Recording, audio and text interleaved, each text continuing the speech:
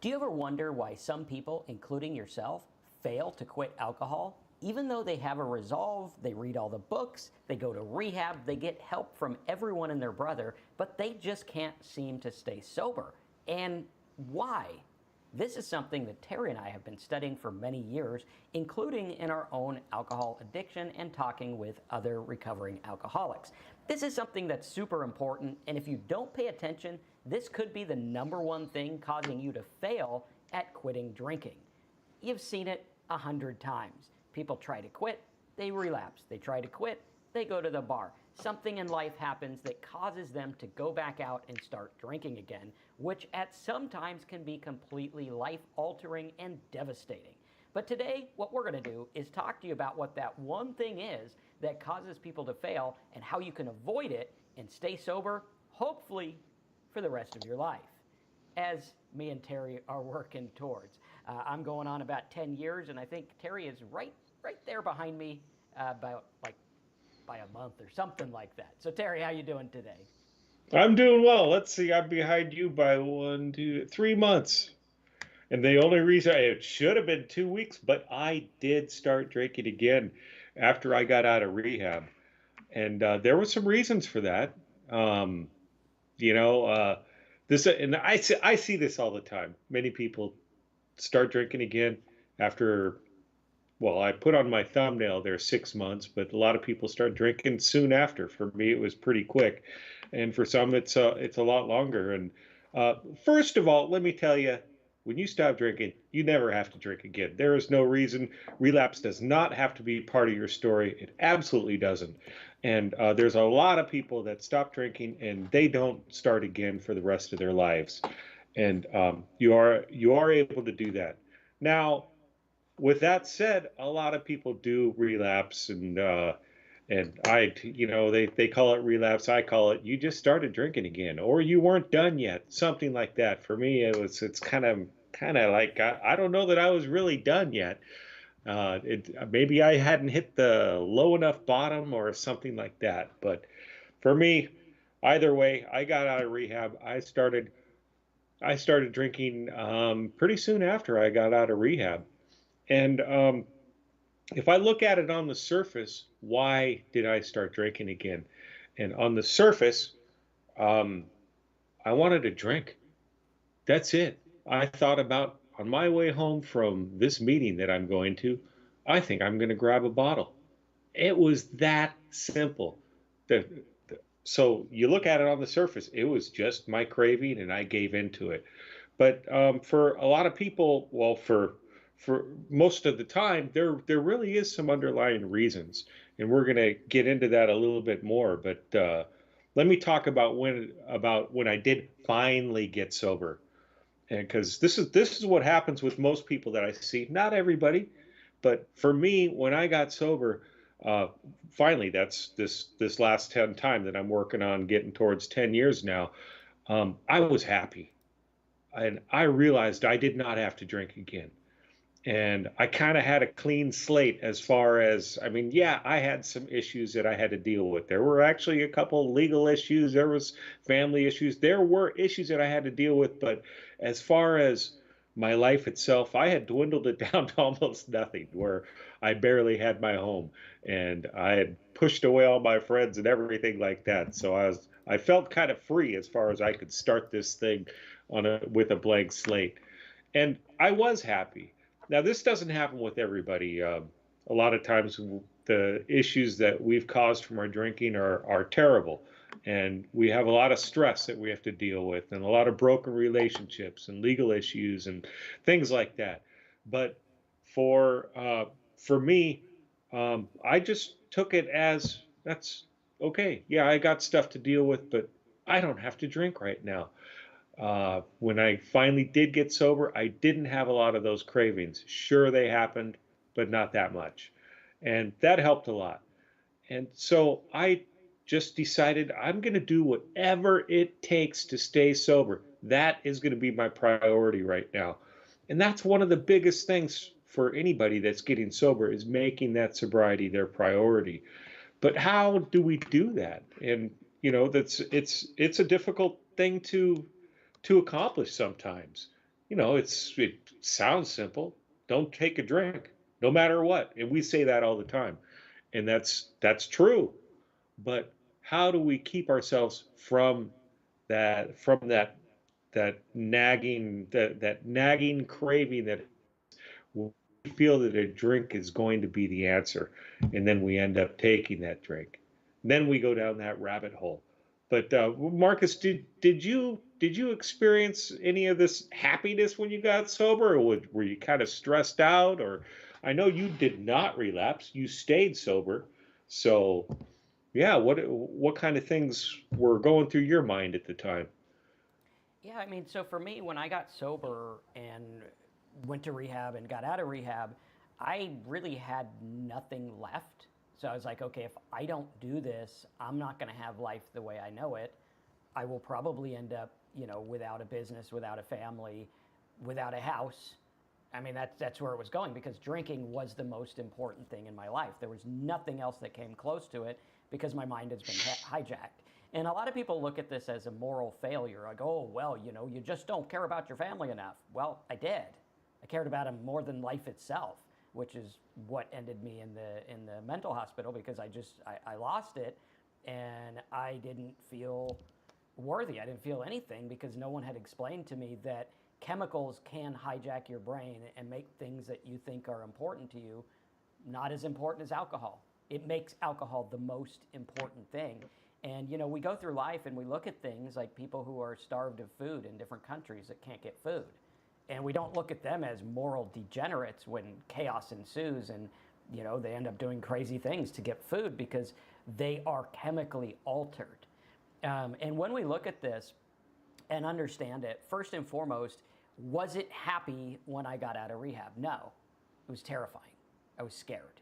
I didn't want to relapse. I didn't want to go back to the hell that was alcohol. And I knew beyond a shadow of a doubt that alcohol both caused the hell and made the hell a little bit less fiery, right? It made me feel better in the little parts where I'm like, okay, what's going on here? How do I deal with this? And I had to realize that alcohol was not a solution.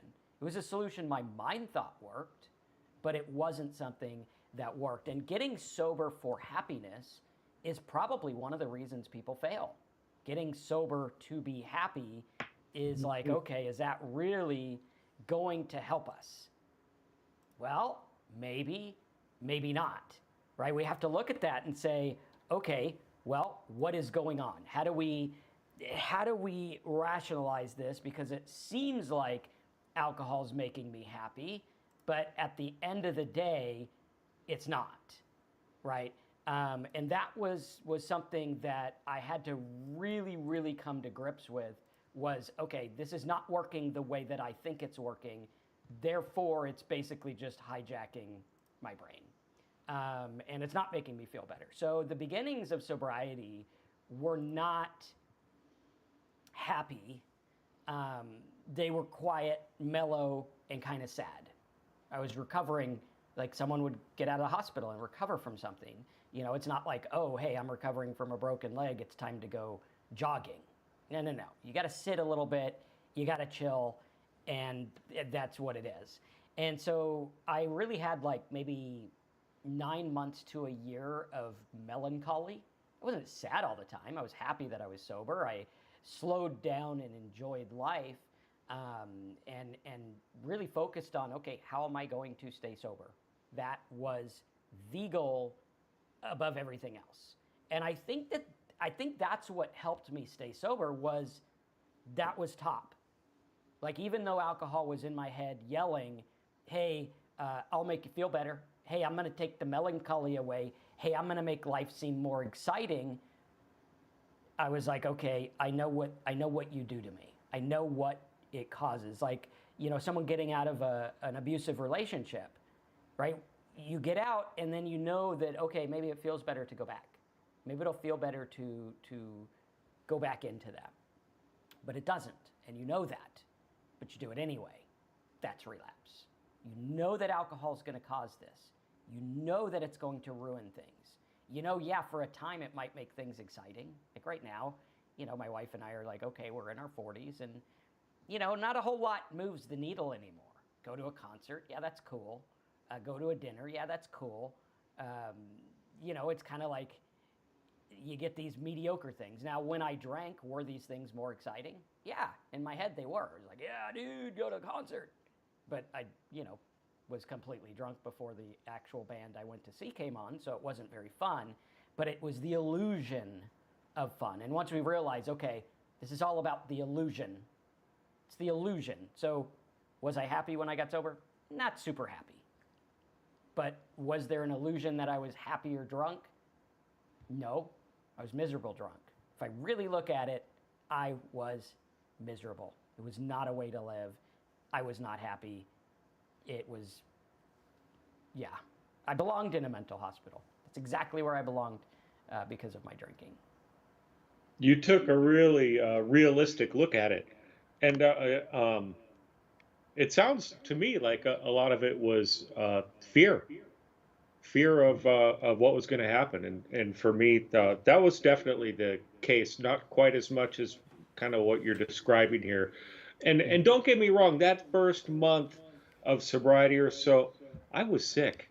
I was still very sick. I was definitely in recovery, in medical recovery. I had some stuff to work through, but I started to do what people were suggesting. Like I went to the doctor, I got a physical. The doctor told me, okay, you need to take this medicine and this medicine to control this stuff and things like that. I had the working, I was fighting with the high blood pressure. Oh, I did see that there was some audio issues. I turned down my microphone volume, so you guys let me know if that helped or not. I don't. Hopefully, it'll come on back to us there. Can you guys hear us? All right, I think we're back now. So, Terry, do you remember what you were talking about? Well, we were talking about why we failed to quit alcohol after, and it's after a lot of things that can happen, and one is just a couple of months. Yeah, we're back now, and thanks for hanging out, everybody. Sorry about that. Internet is a finicky thing, right? Yeah. So where was I? I think you were talking about what caused you to fail, how I took it really seriously. You were sick and not feeling that great when you got sober. Yeah, and well, let's talk about maybe some of the real reasons why I may have relapsed right after I had gotten out of rehab, and that was well, one of them was I did not do what Marcus did, which was he had that fear he was going to do everything he possibly could to stay sober, and when I got out, I went to meetings. I showed up right before the meeting started. I left right when it ended. I sat in the meeting with my arms crossed. I didn't say anything. I didn't get involved. I didn't want to meet any of these weirdos, things like that. And I didn't do anything else. They suggested that I go to the hospital recovery group, and I did not. I went home and went back to the same old thing I was doing before, only I wasn't drinking. So there I was in the dark house. I had driven all my friends away. I'd driven away my relationships. I had my dog and myself, and my dog was wonderful. He was absolutely wonderful having him with me. But was that enough? No. I started drinking. I was stuck inside my head. I had not worked on changing my perspective towards life, really, and but mainly towards alcohol. I hadn't worked on that. I was not actively participating in my own recovery. And one thing I've learned in recovery is no one else is going to really help me get sober. Other people, they're going to support me. They're going to do what they think is help. But my recovery from alcohol, my staying sober is my responsibility. And I am the one that has to take the steps. We can have our higher power and whatever any of the other programs tell us, but it's us, it's me that has to take the steps. I have to walk the walk, and I have to walk that sober walk. And for me, what that entails is doing something towards my sobriety on a daily basis. And even up until now, I pretty much do something towards my sobriety daily, whether it's talking to you guys or talking to people that are in our program, or I even go to meetings still. it's important to me that I keep the fact that that I cannot drink. I have to keep that in perspective, and that's important. And that's so far what's allowed me to stay sober. That's part of it. You know, I hold myself accountable. I have a wife that holds me accountable as well, and she's very cognizant of the fact that of she's more cognizant of triggers than I am. You know, I'm like, yeah, that's fine. I don't care if we're going out to dinner and these friends of ours are going to drink. It's no big deal. And she's like, well, are you sure? You know, she's very she's very concerned about that, and it's understandable. She doesn't want to see me the way I was. That's for sure. And who knows what would happen if I went back to drinking. But for me, it was a big change in perspective, and for a lot of people, that's what I see that allows them to have a successful recovery. A problem when we're in early sobriety is, so we get sober, we're happy. Maybe we had relapsed a couple times before, so maybe this time we're like, well, this time I'm going to do this way. I've got it this time. Or maybe it's our first time getting sober, and we've got a month or two or three or four under our belts of sobriety, and life's looking better. Maybe it's not perfect, but it's getting better, and things are good. And we're starting to get busy. Our job likes us. They're promoting us. They're giving us more responsibility. We're able to do more in life. You're able to exercise more and do all this stuff that you wanted to do when you were drinking, but you just didn't. And now things are full, and maybe you've got the attitude of, I got this. I'm sober. This is awesome. No problem. And maybe we let our guard down, and all it takes is that one drink, and that triggers that craving, that triggers the obsession. Maybe it doesn't trigger it to happen super fast, like right away, all of a sudden we're back to a case of beer a day or something, but it starts our mind going. Maybe we're starting to think, well, maybe I did all right. I had that one beer last night. I think I can do it again.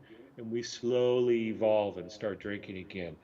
I see that a lot. I see that so often with people, especially in that first year of sobriety. I also see it with people that have had a lot more time in sobriety, more time than me, you know, a couple decades of sobriety, and they think that they got this. And to to avoid that time where we think we got this, um, what I've had to do is change my perspective towards life, change what I do. I have to actively participate in my life as far as building this life that I don't have to run from. Like, I enjoy the cycling, and I talk about this stuff all the time, but it bears repeating, is finding things that maybe you used to do or something that you want to learn how to do, um, that that you enjoy. I enjoy life now as much as I can. Yes, there's negative things that happen in life. Life happens. That's how it is. But even those things I'm able to work through in a positive way. I'm able to look at the things I'm grateful for. You know, I can go boating or hiking or cycling or go to a show or something like that. And that's what I really strive for now. And on those down times, I don't sit there and wallow in my negative thoughts anymore. You know, I try to enjoy the peace, enjoy the the calmness and the fact that you know, I've got what I need in life. Are there things I want? Sure, absolutely. I want that waterfront home with the beautiful view. Yep, I don't have that, but that's okay. I have a home, and I have a comfortable home, and I have a comfortable life. And there's a lot of people that don't, and I have to be grateful for that. That's the kind of thing that really helps me a lot, is in changing that perspective, keeping myself sober. Just like those of you that have just one day of sobriety, I'm one drink away from having no sobriety, just like you. I'm no different. I just have a few more days of experience in what I do to keep from having that first drink, and that can be helpful, but it just takes that one drink. So I do have to be cautious. Absolutely. Yeah, and I think that's the thing is like none of us have this. We're one little thing away. And it has to do with building tools as you're sober. So as you get sober, you build tools that allow you to make it through the next thing, right? Like there's been things that I dealt with recently that I couldn't have dealt with in early sobriety. It would have taken me out and then some. And having the ability to recognize that, hey, I don't have all this. I'm just going through and I'm doing the best I can. And I know that drinking is not going to help. So I'm going to try my best to avoid that. And I'm going to avoid it by understanding how chemicals affect me and what is the inevitable outcome. I think the inevitable outcome for me is if I drank, I'd end up where I was or worse, which I don't want. I don't want that. I'm 40-something years old. I don't want to go back that route. I don't think I can take it this time again. And I like feeling good. I look better, I feel better than I did when I was drinking. And that was 10 years ago. I looked older then than I do now. And Terry, I think you probably did too. Same kind of thing, you know, we feel better, look better, mindset's better, clarity. I wouldn't wish that upon myself for anything. I wouldn't wish that upon anyone for anything. And realizing, hey, wait a minute, this is about a new life. And keep going and understand that alcohol is the problem. And that thing that causes you to fail is not realizing that. It's looking for it to do something else. Oh, alcohol is going to do this for me or that for me. And it's like we always talk about that stubborn guy in the back of the meeting who got sober because he had to, not because he realized he wanted to. Now, in the beginning, I got sober because I had to. Now, I also wanted to, but I didn't know a better way. I didn't know that sobriety could be good. I had no idea. Alcohol was lying to me. And now I realize, hey, this can work, and it can work really well. Man, I hear that all the time. That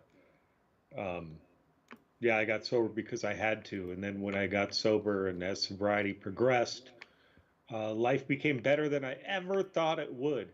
And for me, that was the case as well. Life was better than I ever thought it would.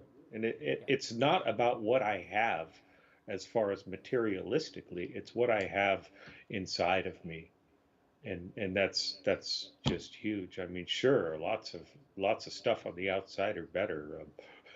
You said I must have looked older. I think I looked rounder. I was much rounder back then.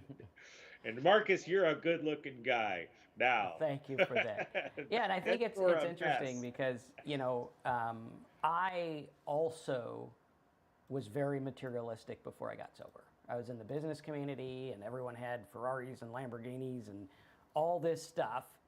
And I thought that I needed that to be where I wanted to be and prove to the world who I was.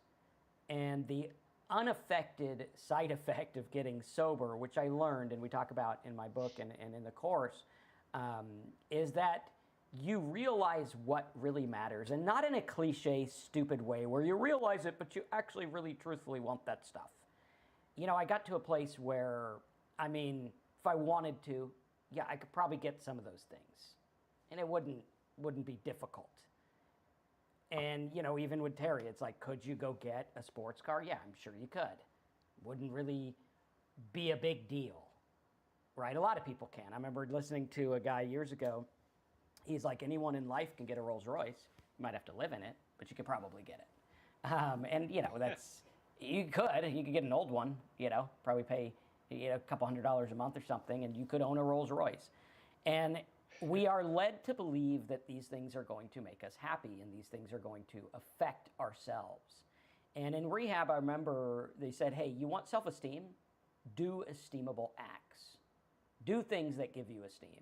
And it's interesting because now I find more joy in helping other people and, you know, trying to share what has worked for me with other people. And hopefully it helps them. Some it does, some it probably doesn't.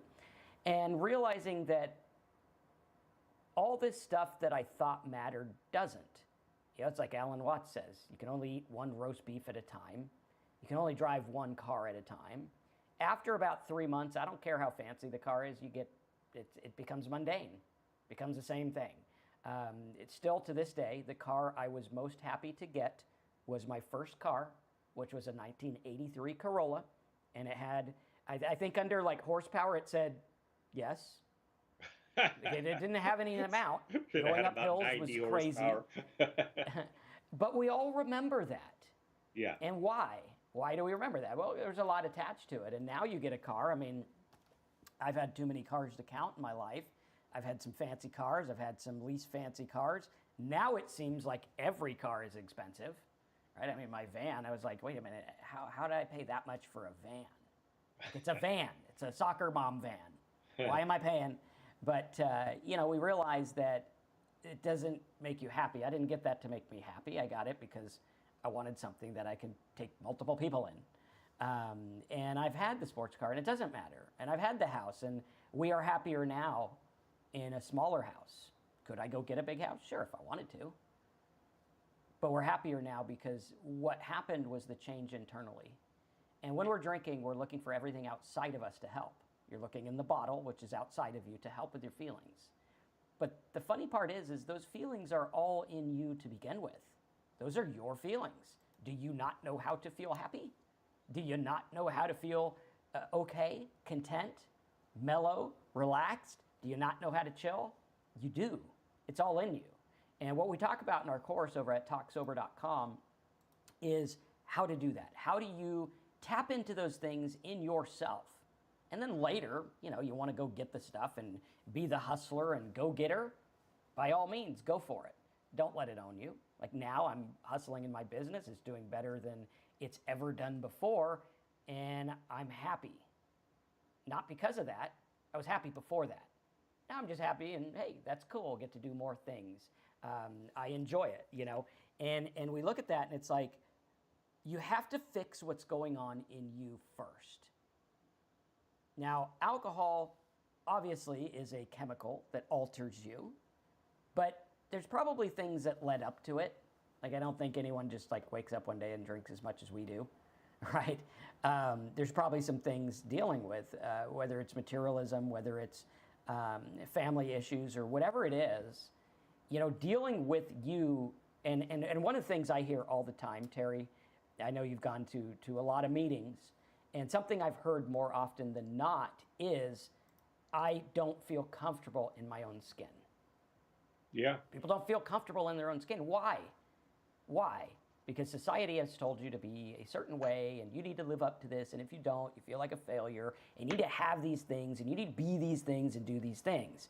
And it's all society putting that on you rather than, hey, wait a minute, this is what I choose. And sobriety gives you the inadvertent gift of now you get to choose the life you want. Now you get to choose the things that are going to be good, the things that are going to be bad, the things that you're going to go to bat for, and the things that you're going to let pass by. And realizing that the ultimate goal is contentment. Can I be okay sitting by myself in my own thoughts? Now, for the first time in my life, yeah, I can. I can be okay. And I don't need anything. I don't need to do more, be more, go to the gym and lift more, have more. These things don't define me. What defines me is, who the hell knows? Who knows? A lot of people are looking to find themselves. Really? Why? I'm right here. I don't know what I am. I just am. And I'm okay with that. And learning that, we have all these conditions and things that we feel we need to be or do or say. And it doesn't really matter. At the end of the day, nobody thinks about you as much as you do.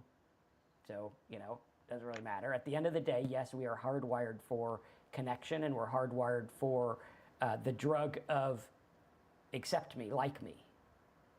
When in reality, it's like, I tell my kids all the time, I'm like, there's 8 billion people on Earth. Someone's going to like you.